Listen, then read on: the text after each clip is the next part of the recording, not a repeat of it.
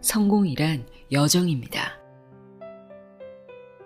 따라서 지금 이 순간이라는 과정을 하나의 성공이라고 여기며 걸어가는 사람이야말로 진정 성공한 사람입니다.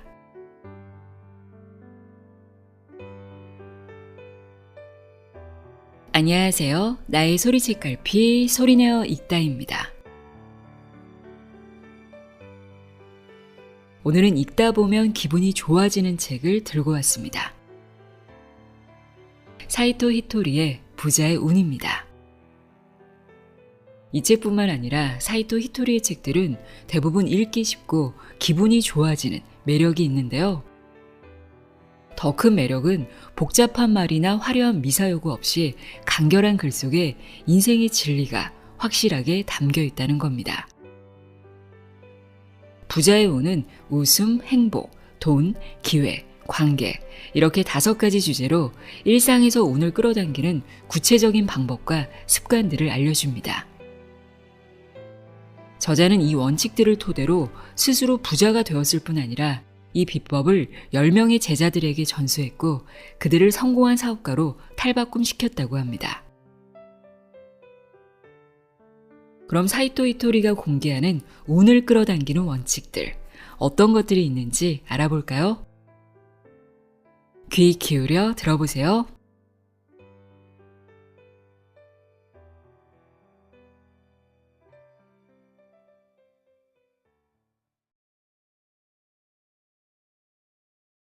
잔소리를 들었을 때도 감사하다고 해보세요. 인생에 있어 웃음은 중요합니다. 여러분 중에도 직장 상사와 사이가 별로 안 좋은 분들이 있죠. 어쩌다 이런 상사를 만나 이 고생을 하나 하고 불평도 할 테고요. 그런데 이런 문제도 웃음을 통해 해결할 수 있습니다. 정신수양을 위해 산속에 들어가 폭포수에 몸을 맡기는 사람이 있다는 얘기를 종종 들어보셨을 겁니다.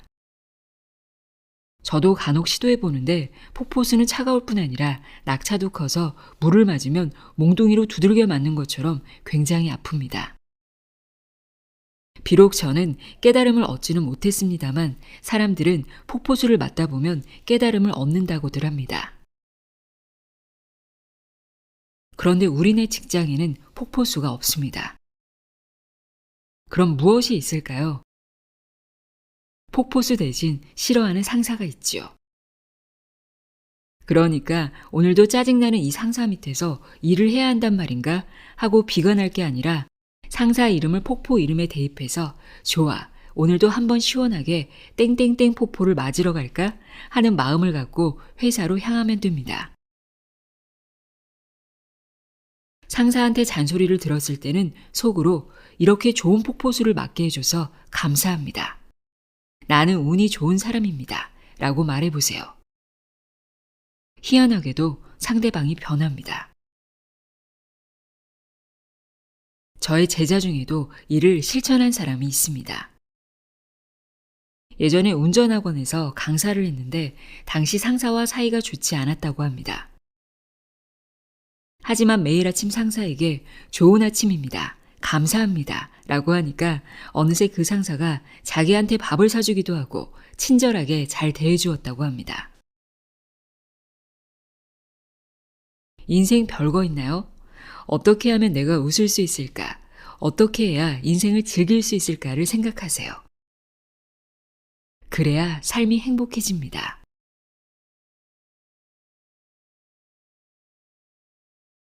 최고의 관상은 웃는 얼굴입니다. 아침이 되면 밝아지고 밤이 되면 어두워진다. 세상에는 이렇게 말하는 사람들이 많이 있지만 제가 볼 때 이것은 과학을 잘 모르는 사람들이나 하는 말입니다. 아침이 되어서 밝아진 게 아니라 태양이 존재하니까 밝아진 겁니다. 태양이 없다면 지구가 아무리 열심히 회전해도 세상은 온통 캄캄하겠죠. 무엇보다 태양은 자기가 기분 좋을 때만 빛을 내지 않습니다. 만약 그렇다고 한다면 그건 이미 태양이 아니겠죠. 태양이라는 건 언제 어느 때나 늘 불타오르며 지구를 비추고 있으니까요.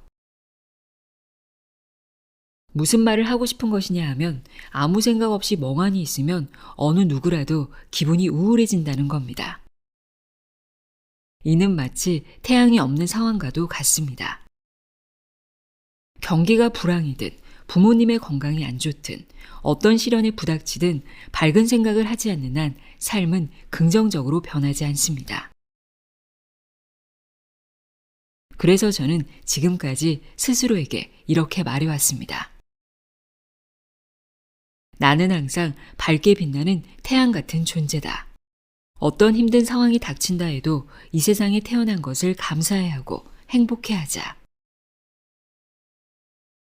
언뜻 보기에는 어려운 일 같지만 실제로 해보면 굉장히 간단하다는 걸 알게 될 겁니다.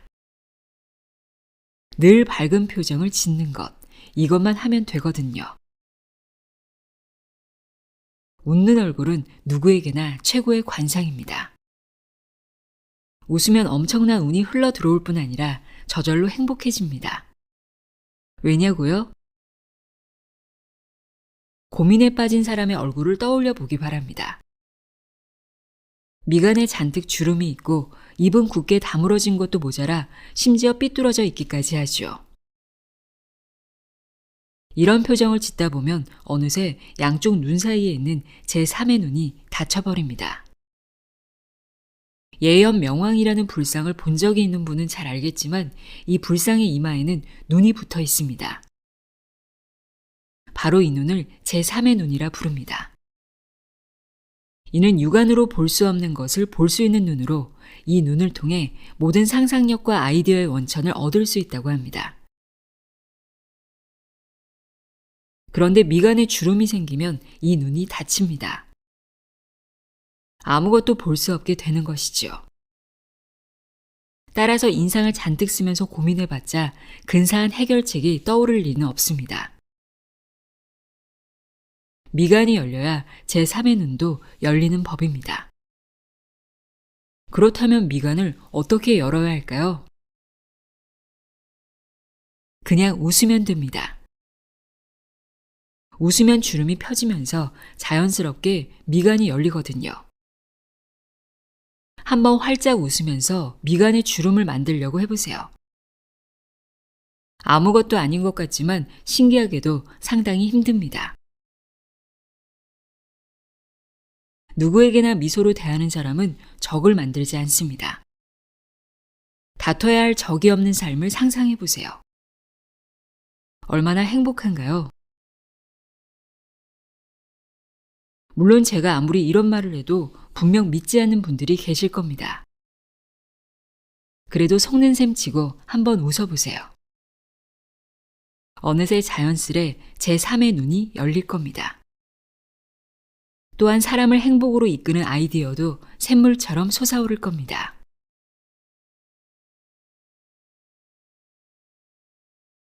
평생토록 하는 고민이란 건 없습니다. 사람이 살다 보면 이런저런 일을 겪게 됩니다. 즐거운 일도 있지만 때론 괴로운 일도 있죠. 여러분 중에는 지금도 고민거리가 한가득인 분도 있을 겁니다. 그런데 고민이란 건 과연 뭘까요? 각자 나름대로의 정의가 있겠지만 제가 생각하는 고민의 정의는 자기의 힘으로는 어떻게 해볼 수 없는 문제입니다. 어떻게든 해결할 수 있다면 벌써 행동으로 옮겼을 테니 고민거리로 남지 않았겠죠. 어떻게 해볼 수 없으니까 고민하게 되는 겁니다. 그런데 생각해 보세요. 평생토록 하게 되는 고민이라는 게 있나요? 그렇진 않습니다. 여러분께 질문을 하나 하겠는데 1년 전 오늘 자신이 어떤 일로 고민했었는지 기억하고 있습니까? 2년 전의 고민은 기억하나요? 예전에 제가 실제로 1000명을 대상으로 이런 설문조사를 벌인 적이 있습니다. 그런데 1년 전 고민을 기억하고 있는 사람은 단 한 명도 없었습니다. 따라서 지금 당신이 하고 있는 고민도 1년 뒤에는 분명 사라집니다. 왜 그런 걸까요? 고민이라는 것은 자기 멋대로 사라지는 것이기 때문입니다. 자기가 어떤 행동을 취해서 고민이 사라졌다기보다 그저 자연스럽게 사라진 겁니다. 시간이 해결해 준 것이지요. 즉, 시계의 침이 돌아가면서 고민도 서서히 없어진 셈입니다. 다시 말해, 시간은 당신 편입니다. 그러니 지금 고민이 많다고 해서 너무 자책하지 마세요. 나는 아무것도 하지 못하는구나. 나는 정말 무력한 사람이야. 라고 생각할 필요는 없습니다. 그렇게 생각하는 사람도 실제로는 뭔가 하고 있는 겁니다. 고민이 있는 사람은 대체로 이런저런 걱정을 합니다. 그런데 생각해 보세요. 걱정하는 것도 분명 하나의 행동이지 않나요? 그런데 인간에게는 자신이 생각하는 것을 끌어당기는 힘이 있다고 합니다. 따라서 걱정을 할수록 오히려 안 좋은 일이 더 생기는 것이지요.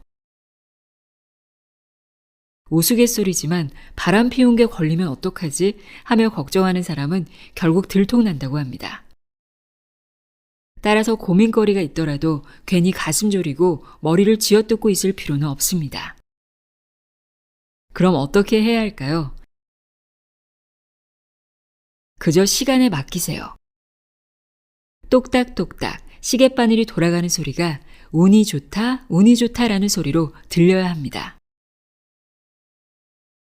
시계가 돌아가는 소리를 들으면서 아, 시간이 내 편을 들어주는구나 라고 생각하는 걸로 충분합니다.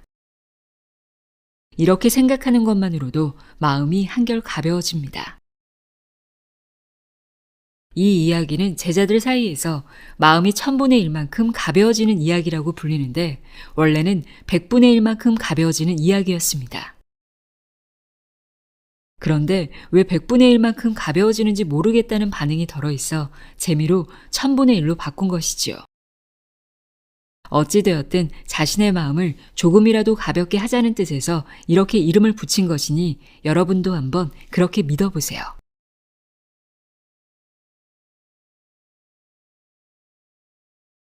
시련은 나를 성장시키기 위해 하늘이 준 기회입니다. 운이 좋은 사람은 공경에 처할 일이 없습니다. 하지만 아무리 운이 좋은 사람이라 해도 살다 보면 어떤 문제가 생기기 마련이죠. 이런 경우 대부분 곤란하다고 생각합니다. 하지만 저는 그렇게 생각하지 않습니다. 문제가 발생했다는 것은 자신을 한 단계 성장시켜주기 위해 하늘이 기회를 주었음을 뜻하니까요. 귀인에겐 정이 없다는 말이 있습니다. 무슨 뜻인가 하면 고생을 해보지 못한 사람은 정이 없다는 의미입니다. 예전에 프랑스에 마리 앙뚜아네트라는 왕비가 있었죠. 이 왕비는 백성들이 먹을 게 없어서 아우성을 치자 빵이 없으면 케이크를 먹으면 되잖아 라고 말했다고 합니다. 많은 사람들이 이를 두고 매정하다고 여기지만 마리아 앙뚜아네트는 끼니를 굶어본 적이 없기 때문에 국민들의 고통을 이해할 수 없었던 겁니다. 즉 당사자는 특별히 악의를 가지고 한 말이 아니었겠지만 어쨌든 자기도 모르게 상대방에게 상처를 입히는 말을 뱉어버린 것이죠. 결국 그녀는 단두대에서 처형을 받습니다. 이러한 역사적 사실을 생각하면 때로는 고생도 꼭 필요하다는 생각이 들기도 합니다. 다만 이 말을 오해하지는 말아주세요. 인간은 반드시 고생을 해봐야 한다는 뜻이 아닙니다. 인간은 경험을 통해 뭔가를 배우는 존재거든요. 인간은 과거의 경험으로부터 배움을 얻고 스스로 성장해 나가고 행복을 깨달아갑니다. 따라서 모든 종류의 경험은 소중한 겁니다. 이를 꼭 기억하시기 바랍니다. 머릿속으로만 이해하는 것은 힘든 일입니다. 자신이 직접 행동하고 문제가 생기면 그로부터 배우고 스스로를 개선시키고 다시 체험을 통해서 배우는 과정을 반복하다 보면 곤란한 일은 생기지 않는다는 말의 뜻을 분명히 이해하는 날이 올 겁니다. 그리고 나중에 가서는 이 문제를 극복하면 어떤 좋은 일이 생길까 하고 생각하는 자신을 발견하게 될 것입니다.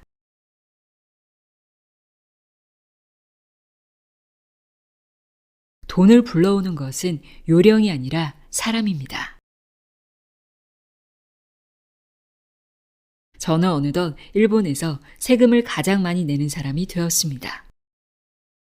일본 최고의 부자라고도 불리게 되었고요. 하지만 아무 일도 하지 않고 그저 운이 좋다는 말만 해서 이렇게 된 것은 아닙니다.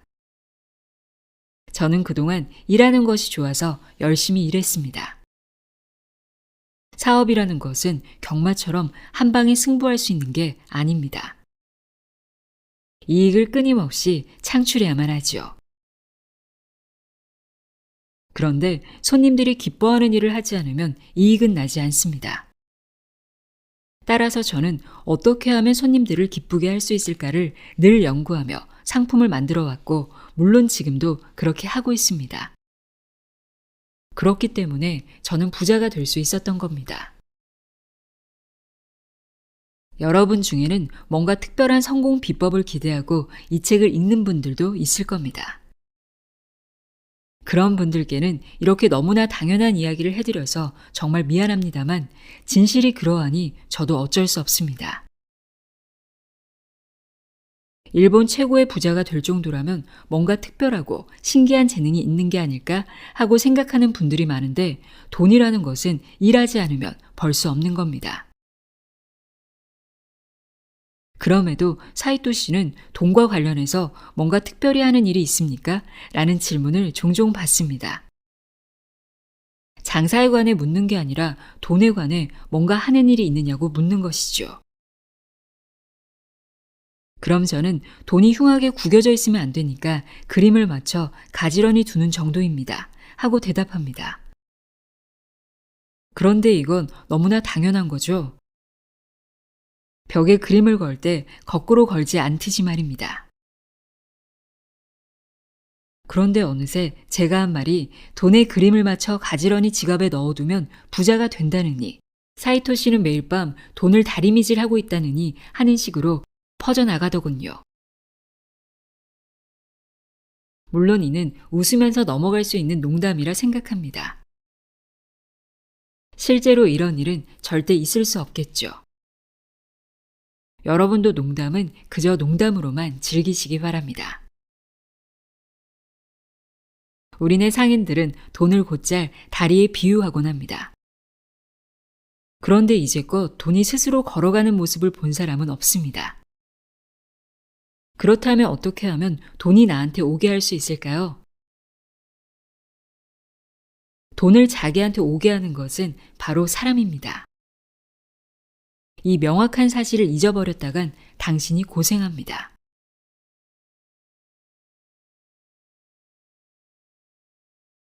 돈에게도 주인을 선택할 권리가 있습니다. 부자가 되니 갑자기 태도가 돌변하는 사람이 있습니다. 반대로 돈이 떨어져서 강도짓을 하는 사람도 있죠. 그렇다면 이는 돈의 잘못일까요? 사람의 잘못일까요? 물론 태도가 변해버린 사람, 강도짓을 한 사람이 잘못한 겁니다. 그런데 저 사람은 돈 때문에 변했어 라고 말하는 분이 있습니다. 심지어 돈 때문에 저 사람은 범죄를 저지를 수밖에 없었던 거야 라며 두둔하는 경우도 있고요. 자동차 중에는 굉장히 힘이 센 차가 있습니다. 그런데 이런 차를 운전할 때는 나름의 기술이 있어야 합니다. 그러지 않으면 금방 다른 차와 충돌해 버릴 테니까요. 돈이라는 것은 엄청난 힘을 가진 자동차와 같습니다. 하지만 운전기술도 없는 사람이 이런 차를 몰다가 사고를 낸 경우에도 운전이 서툰 사람의 잘못이지 자동차의 잘못은 아닙니다.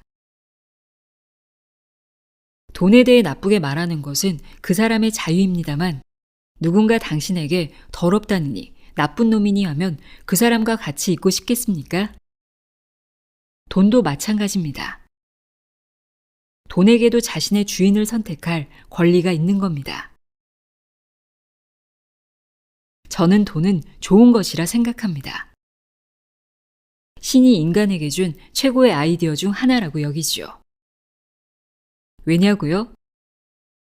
돈이 없으면 옛날처럼 물물교환을 해야 합니다. 도쿄에서 오사카까지 가는데 쌀가마가 필요하다고 생각해 보세요. 신은 인간들을 고생시키지 않기 위해 화폐라는 아이디어를 준 것입니다. 돈이 신의 배려에 의해 생긴 아이디어라고 생각하면 감히 돈에 대해 더 이상 나쁜 말을 할 수 없을 겁니다. 또 돈을 좀 더 소중히 다루게 되겠죠.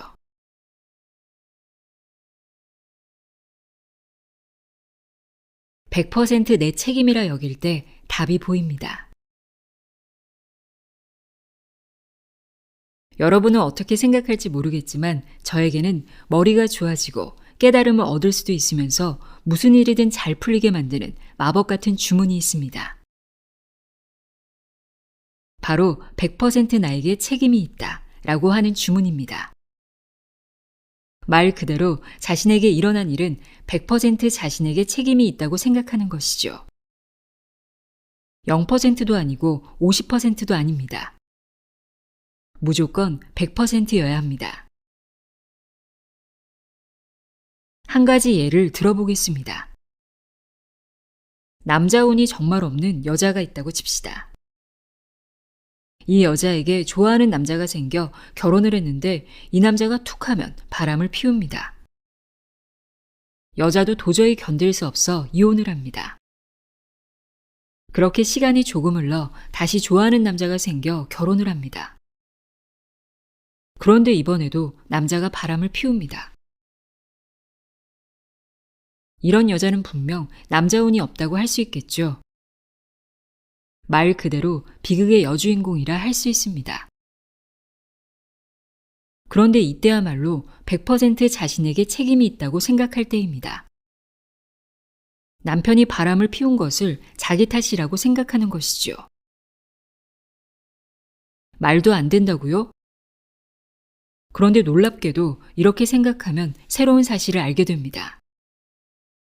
결혼하고 자신이 외모를 가꾸는데 너무 소홀한 나머지 매력 없는 여성이 되었다는 것을 알게 될지도 모르고 살림을 엉망으로 해 남편이 질렸다는 것을 깨달을지도 모르거든요. 어찌되었든 100% 자신에게 책임이 있다고 생각하면 자연스레 개선해야 할 점을 찾게 됩니다. 그리고 그것을 개선하면 남편은 더 이상 바람을 피우지 않게 됩니다. 설사 그렇게 했는데도 남편이 계속 바람을 피워 이혼을 하면 어떻게 하냐고요? 그때는 두 번 다시 그럴듯한 외모와 달콤한 말에는 속지 않겠다고 결심하고 실천하세요. 그러면 두 번 다시 속을 썩이는 남자를 안 만날 수도 있습니다. 또 한 가지 예를 들어보겠습니다. 당신이 동네에서 유일하게 슈퍼를 운영하는 사람이라고 칩시다. 하나밖에 없는 슈퍼이니 동네 사람들 모두 그곳을 이용하였지요. 그런데 어느 날 새로운 슈퍼가 들어왔고 동네 사람들은 모두 그쪽으로 몰려가 버렸습니다. 이때에도 저 슈퍼만 없었으면 내가 이렇게 손해보진 않을 텐데 하고 생각할지도 모르지만 마찬가지로 책임은 100% 나에게 있다고 여겨야 합니다. 그래야만 손님들에게 미소가 부족했던 것은 아닌지, 인사를 제대로 못한 건 아닌지 등 여러 가지 개선해야 할 점이 떠오르거든요. 이제 무슨 말인지 아시겠죠? 무슨 일이 일어나든 100% 내 책임이다 라고 생각하면 개선해야 할 점을 즉시 발견할 수 있습니다. 아주 쉽게 자신을 개선할 수 있는 겁니다. 개선해야 할 점을 발견하는 요령이 궁금하다고요? 자신도 즐겁고 주위 사람도 즐거워지기 위해서는 어떤 일을 해야 할까를 생각하면 됩니다. 그렇게 해서 해답을 얻게 되면 마음속에 불이 들어와 환하게 밝아집니다. 그 해답이 바로 정답이기 때문이죠.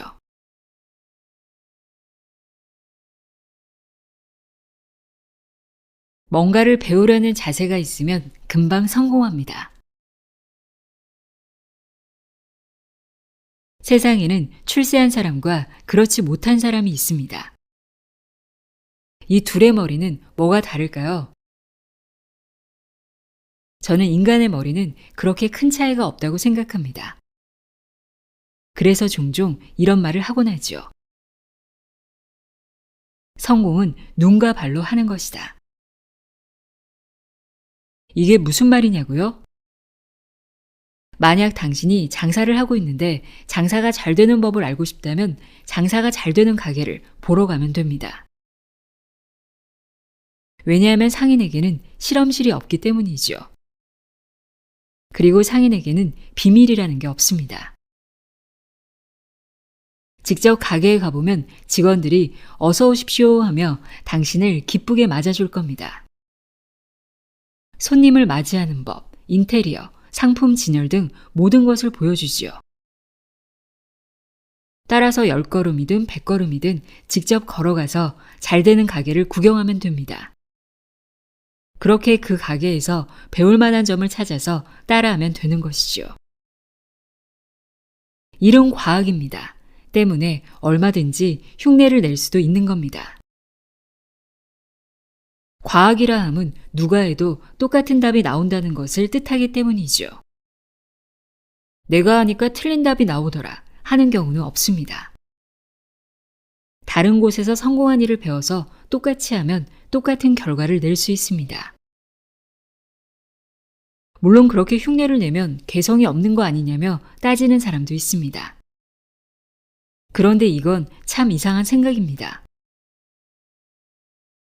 생각해 보세요. 유명한 탤런트가 머리를 길렀다고 해서 머리를 기른 사람이 그 탤런트와 똑같은 사람이 되는 것은 아니지요. 똑같은 헤어스타일을 한다 해도 사람은 각자 다른 존재니까요. 이처럼 인간은 다른 사람과 똑같은 행동을 해도 자신만의 개성을 드러내기 마련입니다. 신이 그렇게 창조한 것이지요. 그러니 눈과 발을 사용해서 좋은 점은 배우고 나쁜 점은 따라하지 않으면 됩니다. 그런데 희한하게도 사람들은 오히려 나쁜 점은 배우고 좋은 점은 좀처럼 따라하려 하지 않습니다. 가령 맛있는 국수 가게란 곧 손님이 줄을 서는 가게를 말합니다. 그런데도 그런 가게에서 맛을 보고 역시 우리 가게 국수가 더 맛있구나 하고 생각하는 건 무슨 심보랍니까?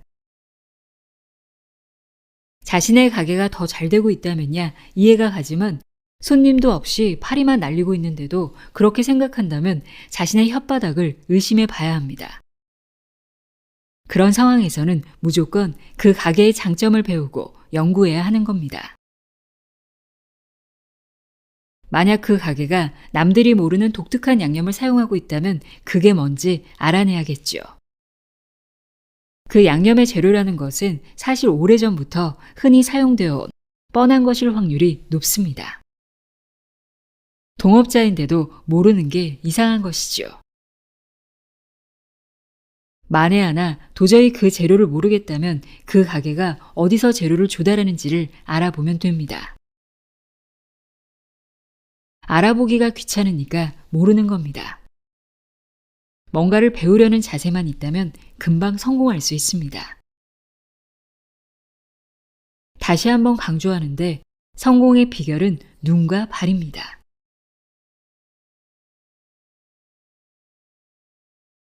사이토 히토리가 알려주는 운이 좋아지는 방법들 들어보셨는데요. 쉽고 간단해서 실천하기 쉽겠죠? 잊지 말고 꼭 실천해 보세요. 오늘도 함께 해주셔서 고맙습니다.